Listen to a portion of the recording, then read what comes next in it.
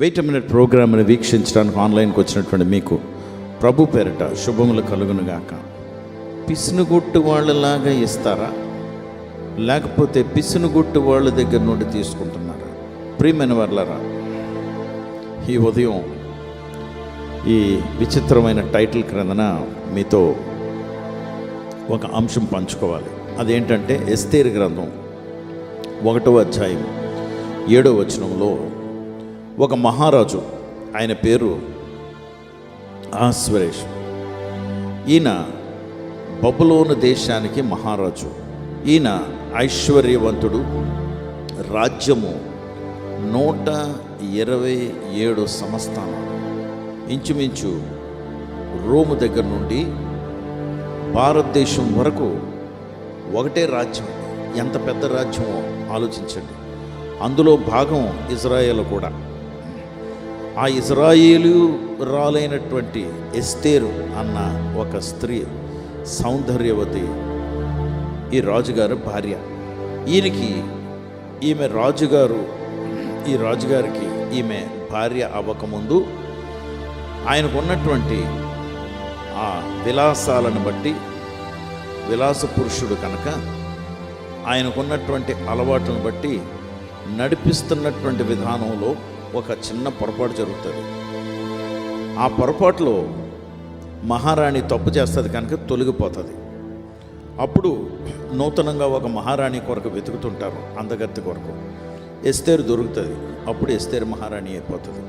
సరే, మిగతా చరిత్ర అంతా ఎస్తేరుని గురించి. అయితే ఓ చిన్న మాట, ఆయన మొదట మహారాణి వష్టి తన పేరు.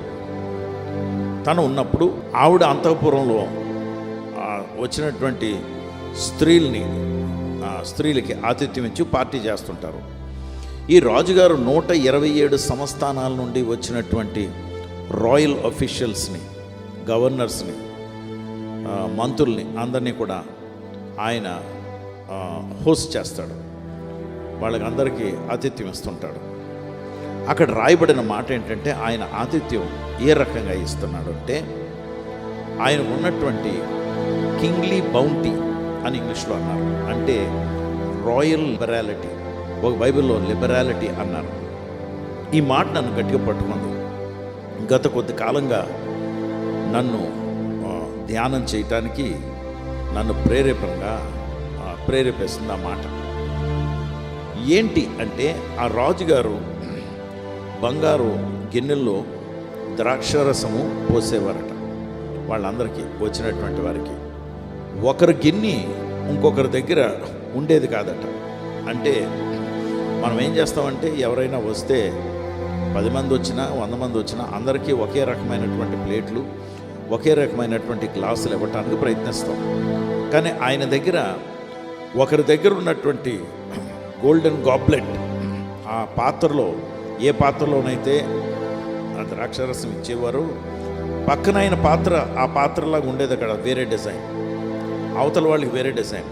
ఇలాగా ఒకరి దగ్గర ఒకరికి రిపీట్ అవ్వకుండా ఇచ్చారట. అంటే ఎన్ని ఉంటాయో ఆయన దగ్గర ఆలోచించండి. అంతేకాదు, ఆయన దగ్గర ఇంతమందికి పోయటానికి ద్రాక్షరసం ఎలాగ సరిపోయిందా అని మనం ఆలోచిస్తే, ఎలా భోజన పదార్థాలు ఇవ్వగలిగారా అని ఆలోచిస్తే, అక్కడ రాయబడిన మాట ఏంటంటే, ఆయన రాజుగారు కనుక ఆయన ఉన్నదాన్ని సర్దాడని కాదు, ఆయన స్థితికి తగినట్లు 127 సంస్థానాలకి అధిపతి రాజు కనుక ఆయన స్థితికి తగినట్లు అందరికీ కూడా ఆతిథ్యం ఇచ్చాడట. అంటే హిజ్ రాయల్ లిబరాలిటీ అంటే ఆయన ఎంత ఉదార స్వభావంతో ఉన్నాడంటే, ఇవ్వటానికి ఎంత ఇష్టపడుతున్నాడంటే, ఇవ్వండిరా, ఆ గిన్నె తెచ్చేయండి, అది కదా రాజా, ఎవరికి ఇవ్వం కదా, మీకు ఒకరికే కదా, ఇవ్వ పర్లేదు. ఎన్ని బీరువాలు ఉన్నాయో ఆయనకి, ఎన్ని బీరువాల్లో ఎన్ని రకాల బంగారు పాత్రలు ఉన్నాయో, ఆయన అంత ఐశ్వర్యవంతుడు. అయితే ఆయనకు ఉన్న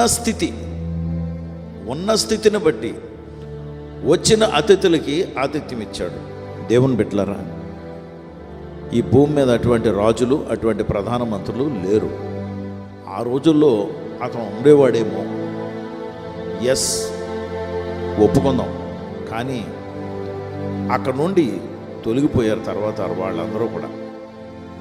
దేవుని బిడ్డలారా, బైబిల్ గ్రంథంలో ఈ విషయం రాయటానికి గల కారణం ఏంటి అంటే, చిన్న ఝలక్, చిన్న ఒక గ్లింప్స్ మనకి మన ఐశ్వర్యవంతుడైనటువంటి మహారాజుకి ఎంత ఐశ్వర్యం ఉందో ఒక చిన్న కోణం నుండి మనకు చూపిస్తున్నారండి.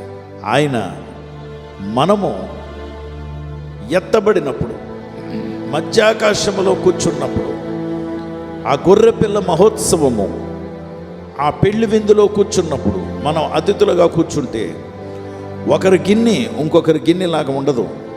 ఒక్కొక్కరికి ఒక రకమైనటువంటి గిన్నె. నాది చాలా అందంగా ఉంది అంటే ఆ ప్రక్కన చూస్తే అది కూడా అందంగా ఉంది, ఈ పక్కన చూస్తే ఇది అందంగా ఉంది. నా ప్లేట్, ఓహో ఏంటి ఎంత అందంగా ఉంది, వజ్రాలు ఉన్నాయి ఈ ప్లేట్లో అమర్చి అంటే, ఆ ప్రక్కన ప్లేట్ చూస్తే జిగిజిగి మరిపోతుంది.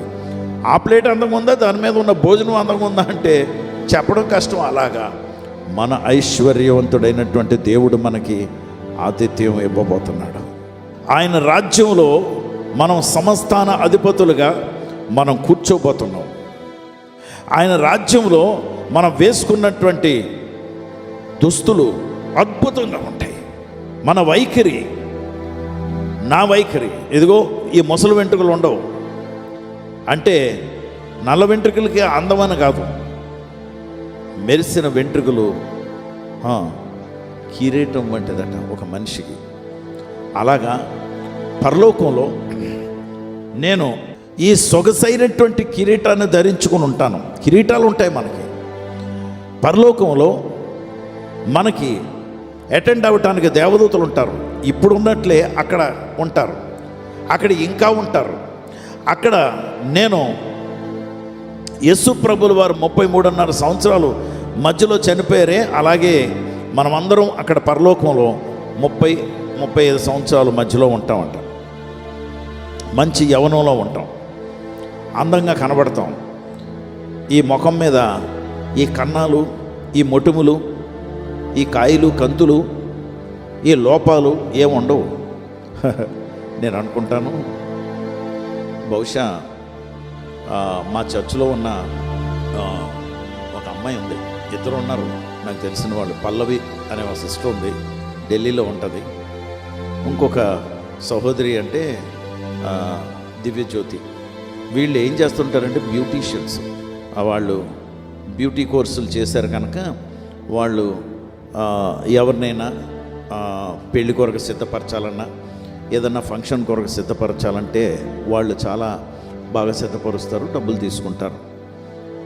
వాళ్ళు పరలోకంలోకి చేరితే వాళ్ళకి పని ఉండదేమో.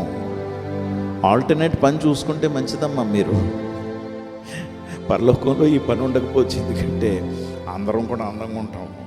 అక్కడ మేకప్లు అక్కర్లేదు అనుకుంటాను. దేవుని బిడ్డలారా, అంత అందమైనటువంటి ప్రదేశంలో మన ఐశ్వర్యవంతుడైనటువంటి మన ప్రభువు, ఆయన ఉన్నటువంటి ఐశ్వర్యం ఎలాంటిదంటే, వెండి ఆయనది, బంగారం ఆయనది. వెండి ఆయనది, బంగారం ఆయనవి. ఆయన కోటలో 12 గేట్లు ఉంటాయి. ఒక్కొక్క గేటు ఒకే ముత్యం అంట. 1 pearl, పెద్ద గేటు, పెద్ద గేట్ అండి. 20 అడుగులో 100 అడుగులో ఎత్తైనటువంటి గేటుకి ఒకే ఒక్క ముత్యము. ఆలోచించండి ఎంత పెద్ద ముత్యము. అవి ఎక్కడి నుండి తెచ్చారో. ఆయన వాళ్ళు 12 రకాల వజ్రాలతో, 12 రకాల అమూల్యమైనటువంటి రాళ్ళతో ఫౌండేషన్స్ లేబడినటువంటి ఫౌండేషన్స్. ఆయన వీధులు బంగారపు వీధులు. అటువంటి పట్టణంలో మనము పెళ్లి విందులో కూర్చోటానికి బంగారపు టేబుల్, బంగారపు కుర్చీల మీద కూర్చుని ఆయన ఐశ్వర్యవంతుడిగా మనకి, ఆయన ఐశ్వర్యమును బట్టి, ఆయనకు ఉన్నటువంటి గొప్పతనం బట్టి మనకి పోస్తుంటారు, భోజనం పెడుతూ ఉంటారు. తాగి తందనాలు ఆడతామని కాదు దేవుని బిడ్డలారా. తాగి తందనాలు ఆ మైకు అనుభవించే నా ప్రభు దగ్గర ఉండటమే నాకు మైకు అండి. ఇంక మళ్ళీ తాగుడు మీద నేను ప్రాధాన్యత పెట్టను. అటువంటి ఉదార స్వభావం కలిగిన నా ప్రభు దగ్గర మనం అందరం కూర్చుంటాం. ఎంత గొప్ప దేవుడు అండి. దేవుని బిడ్డలారా, ఇదంతా ఏదో ఊహలు అని మీరు అనుకుంటే మంచిది. ఈ లోకంలో నాకు ఎలాగా ఊహలు లేవు, ఆ లోకంలో నాకు ఊహలు ఉన్నాయని నన్ను బ్రతకనివ్వండి, ఆ ఊహాలోకంలోకి నేను వెళ్తాను. మీకు వద్దు అంటే ఓన్లండి ఈ రియాలిటీలో ఉండండి. లేనటువంటి తనంలో ప్రొద్దున్నే ఏమే ఇందులో పంచదార సరిపోలేదు కాఫీలోని, ఏంటిది నీళ్ళుగా ఉంది కాఫీ అని అయితాగే తృప్తి పోనండి. కనీసం కొద్ది క్షణాలు నాతో కలిసి ఆ ఊహాలోకంలోకి, అక్కడ ఇలాగుంటుందని బైబిల్ చెప్తుంది. బైబిల్ సత్యమో. ఇది అబద్ధమైతే నాకు అక్కర్లేదు ఈ పుస్తకం, కానీ ఇది అబద్ధం కాదు. This is the truth. కనుక దేవుని బిడ్డలారా, నా ఊహలు ఈ సత్యం మీద ఆధారపడ్డాయి. మనం తప్పకుండా అక్కడ కూర్చుంటాం, తప్పకుండా ఆయనకున్నటువంటి ఐశ్వర్యంలో మనం పాలుపంపులు పొందుతాం. మనము సమస్తాన అధిపతులమే కాదు, ఆయన సహోదరులమే, యేసు ప్రభు వారి తమ్ముళ్ళమే జ్ఞాపకం చేసుకున్నాం. పరిశుద్ధుడా ప్రభ, నీకు వందనాలు, స్తోత్రాలు. ఈ ఉదయకాలం ప్రభ, నీ బిడ్డలనైనా నీ పరలోకంలో ప్రభ, పరలోకములో ఆ భోజన బల్ల దగ్గర నీ వివాహమందు మేము ఎలాగా విందులో పాల్గొంటామో చిన్న విషయం, చిన్న క్షణం వారికి వివరించడానికి నువ్వు కృప చూపించావు ప్రభా. ఈ లోకంలో లేమిలో బ్రతుకుతున్నాం లాజరు వలె, కానీ మేము చనిపోయినప్పుడు we will be translated into glorious people. మహిమ కలిగినటువంటి గుంపుగా మేము మార్చబడతాం. ఆ మహిమాలోకంలోకి మమ్మల్ని తీసుకువెళ్తున్నావు. అందును బట్టి నీకు వందనాలు ప్రభా. కొందరు బిడ్డలు స్కెప్టికల్గా ఏముంది, ఎందుకు ఆ ఊహలు అనుకుంటున్నారు ప్రభా. కనుక వారికి ఒక క్షణం ఆ ఊహాలోకం ఎలా ఉంటుందో మీరు చూపించండి. తద్వారా వారికి విశ్వాసం పెంచండి. ఈరోజు మమ్మల్ని ఆ లోకంలోకి ఆత్మలో తీసుకువెళ్ళినందుకు వందనాలు చెల్లిస్తూ యేసు నామములో ప్రార్థించి వేడుకొంచున్నాం తండ్రి.